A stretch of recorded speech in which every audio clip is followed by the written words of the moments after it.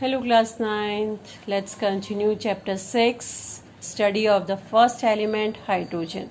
In previous video we have already discussed about the structure of a hydrogen, right? Its position in periodic table and characteristics of hydrogen, which are similar to alkali metals as well as and halogens, and the occurrence of hydrogen. Now let's discuss the preparation of hydrogen with the help of what active matters with cold water or with water, right?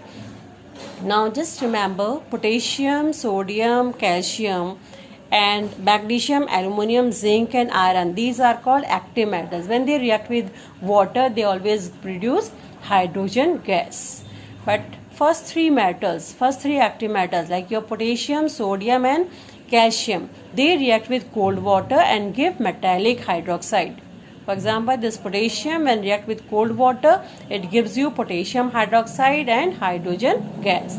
But the reaction is violent and exothermic and it liberates heat which may ignite the hydrogen and the reaction become explosive. The same way next is your sodium. When react with cold water, it gives you sodium hydroxide and hydrogen gas. Here is also the reaction is explosive but comparatively less than potassium, right? Now your question number 6 in exercises is there कि why hydrogen is not prepared in the laboratory by the action of sodium with cold water. So what's your answer? Because the reaction is violent and exothermic and it liberates heat which ignite the hydrogen, right? Now next is your just remember this one, potassium, sodium and calcium, they react with cold water and give metallic hydroxide and hydrogen gas, right? Now next is your calcium. Okay, just remember potassium and sodium are monovalent while calcium is a divalent.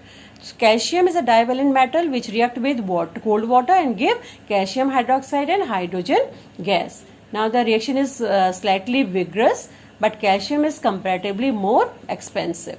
Now next your four active metals, that is your magnesium, aluminum, zinc and iron, they react with boil water or steam and give metallic oxide. What they give? Metallic oxide and hydrogen gas. Now just first look at here the magnesium is a divalent metal which react with boiled water and gives magnesium oxide and hydrogen gas, while aluminum is a trivalent metal which react with steam and give aluminum oxide and hydrogen gas. Now next is your zinc, is also a divalent metal which react with steam and gives you what zinc oxide and hydrogen gas. Now next is your iron. Iron is what react with steam and this reaction is possible only when steam is passed over red hot iron and then it gives you Fe3O4, that is called triferric tetraoxide, and or it is also called magnetic oxide of iron and gives hydrogen gas, right? Okay, next is your these active matters when react with dilute acid, they also give salt and hydrogen gas, except this potassium, sodium and calcium.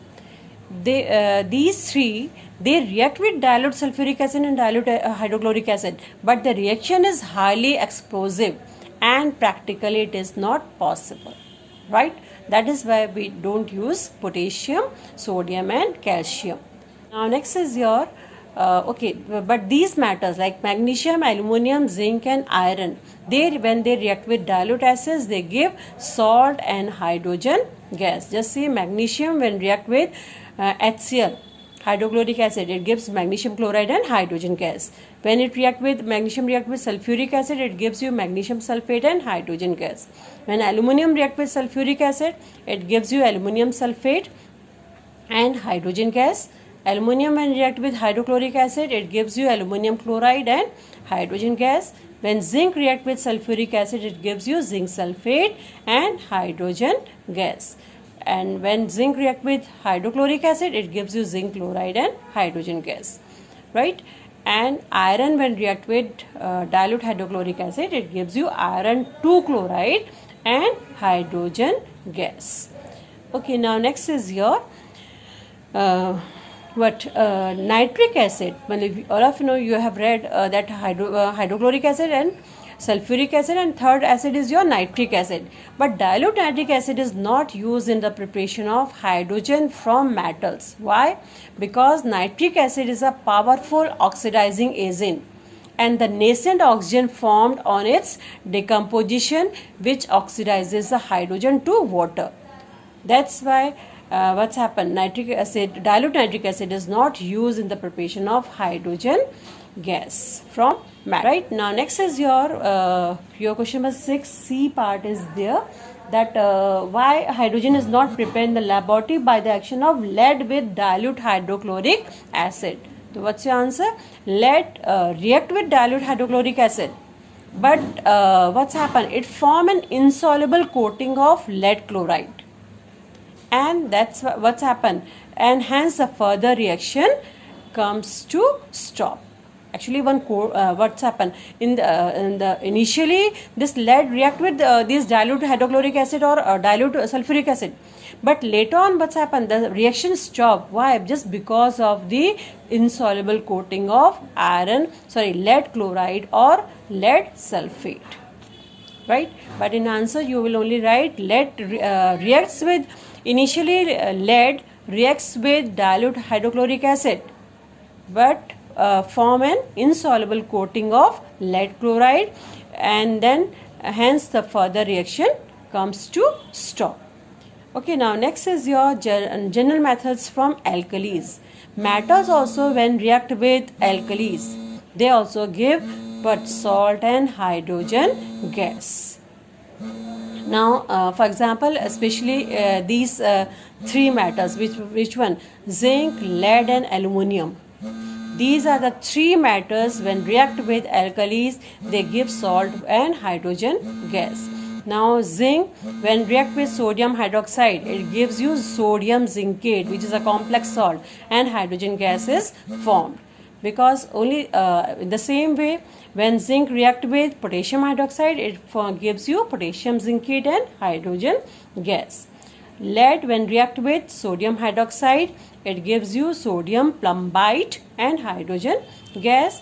And aluminium when react with sodium hydroxide and water, it gives you sodium aluminate and hydrogen gas. Actually, these are what these are the only three metals which react with alkalis. Right, now and it is actually this now next is your zinc, lead and aluminium. These are the unique these three metals are unique in nature, because they when react with hot alkali like sodium hydroxide or potassium hydroxide, they also give salt and hydrogen gas. They also liberate hydrogen gas, right? And why? Because their oxides and hydroxides are called amphoteric oxides or hydroxides, and which react with both acids and alkalis. Now zinc when react with sodium hydroxide, it forms sodium zincate and hydrogen gas. Zinc when react with potassium hydroxide, it gives you potassium zincate and hydrogen gas. While lead when react with sodium hydroxide, it gives you sodium plumbite and hydrogen gas. And aluminium when react with sodium hydroxide and water, it gives you sodium aluminate and hydrogen gas. Thank you, children.